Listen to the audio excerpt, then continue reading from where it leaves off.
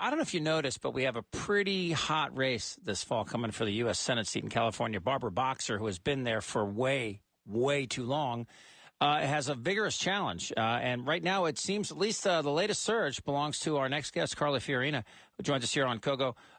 First of all, Carly, congratulations on the latest surge, and welcome to the show. Good morning. Yeah, good morning. All right, let's jump ahead.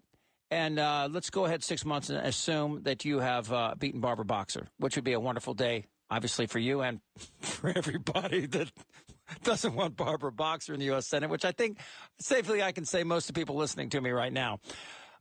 How will can I ask you a few your position on a few quasi-controversial subjects? Of course. Okay. Let's talk about offshore drilling. Do you believe that what happened with BP is a seminal moment in offshore drilling and we have to reevaluate it, or should we still move ahead for these deposits that offer economic and independence for economic independence, and freedom from a reliance on the Middle East? Do you think that we need to move ahead, or do we have to slow down and reevaluate?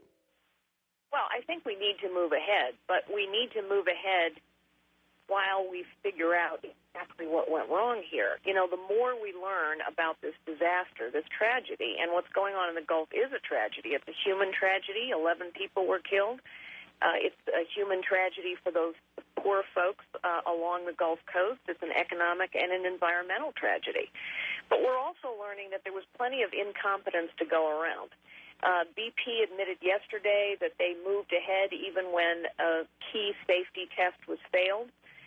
We know that perhaps there were technology issues that weren't paid attention to by either BP or their subcontractor, and we now also learn that Materials Management Service, the government agency responsible for overseeing offshore drilling, that they weren't doing their job, that we had MMS officials in bed with the industry, literally, that we had officials, like we did at the SEC, watching porn on government time and the taxpayers' dime.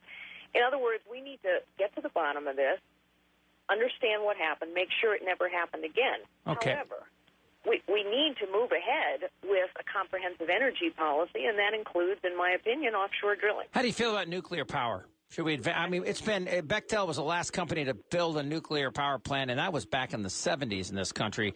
Do you think we should follow France's example and start building more? Absolutely. Yeah, I agree. Absolutely. We need more nuclear power. It's not just because it is a clean, safe source of energy. It's also an opportunity for us to create jobs. It's an opportunity for innovation. It is one of the most important energy sources of the 21st century, and we are falling further and further behind countries that are investing in innovation, like Russia, like France. Obviously, the Arizona bill continues to reverberate.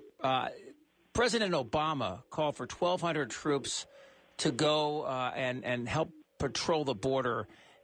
To me and a lot of us here at KOGO, we've been talking about this. It seems like a pretty transparent political move. Do you think there's any substance to it? Do you support it?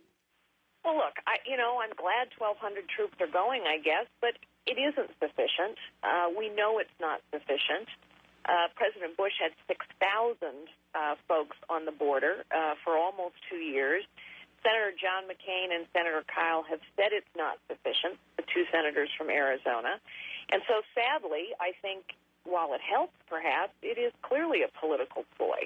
If the president were serious about this, he would apply the money, the manpower, the muscle necessary to secure the border, instead of trying to use this as some sort of bartering chip to create a conversation in the Senate about comprehensive immigration reform. The president doesn't need a single piece of legislation to do his job. His job is to secure the border.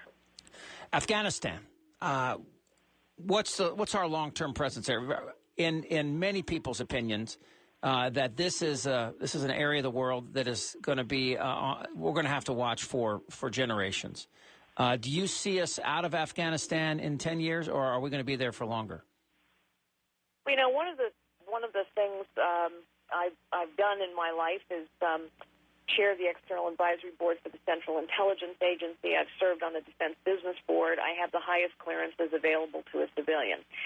And so I know something about what's going on in that troubled part of the world. And we must deny al-Qaeda, the Taliban, its allies, a safe haven. The necessity for denying them a safe haven, for disrupting their plot, was punctuated for us, of course, with this Times Square bombing attempt.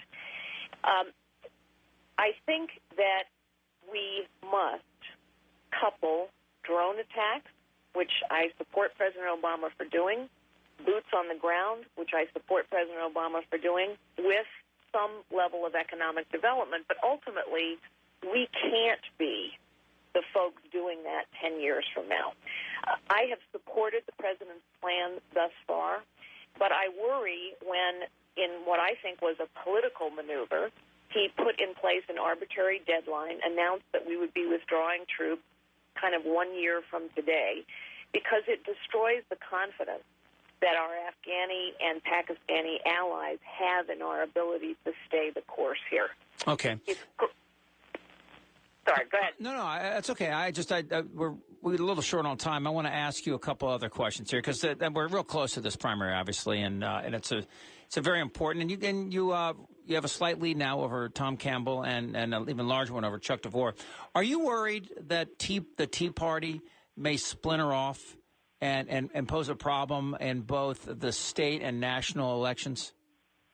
Well, first, I have a 20-point lead over Tom Campbell, so it's more than slight. And just to correct the record there, and look, I think the Tea Party has been a very healthy thing. And I hope that people will continue to stay fired up. When I talk to Tea Party people, in fact, I'm going to a Tea Party tonight.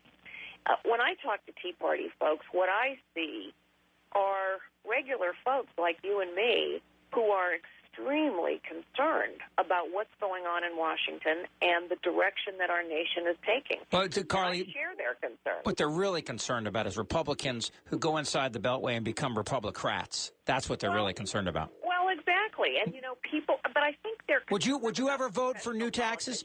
Would you ever vote on a bill that raised taxes on Americans? No, sir, I won't. And that's why I signed the Taxpayer Protection Pledge, because it's crystal clear to me, as it is to most Americans and Californians now, it's crystal clear to me that every time we send money to Washington, they spend it, and they don't ever make the tough choices necessary to become more accountable about how they spend our money. There's no reason to increase taxes. There's loads of reasons to cut taxes to grow this economy and to begin holding Washington bureaucrats accountable for how they spend our money. Okay, last question. Again, our website is carlyforcalifornia.com. Let me ask you this. Do you believe the Senate's role when it comes to Supreme Court justices should be just advise and consent, or the politicization of it that's happened over the last 30 years? Would you vote for Kagan based on what you have seen and what you know, or would you trust the president to make this choice as it used to be when we were kids? Well, I think the advise and consent role is a very serious one, and I think what it obligates the senator to do is to examine carefully each nominee. I think the president has the right to nominate who he, or perhaps eventually a she, chooses, because I think elections have consequences. I haven't examined Elena Kagan in detail. I would say I have two concerns. One is, does she really have the experience necessary to serve as potentially a Supreme Court justice for 40 years? Her experience is quite narrow. It's purely academic with, a year and a half as Solicitor General. And my other concern is that she perhaps has an activist mindset, as demonstrated by her willingness to keep military recruiters off the Harvard campus because of the military's don't ask, don't tell policy. That concerns me. Yeah. All right. Well, Carly, best of luck to you. We appreciate your time and look forward to talking to you maybe one more time before the primaries, okay? Well, I'll look forward to that, Chip. Thanks for having me. Take care. Carly Fiorina, again, former head of Hewlett-Packard and also now a candidate for the Republican nomination.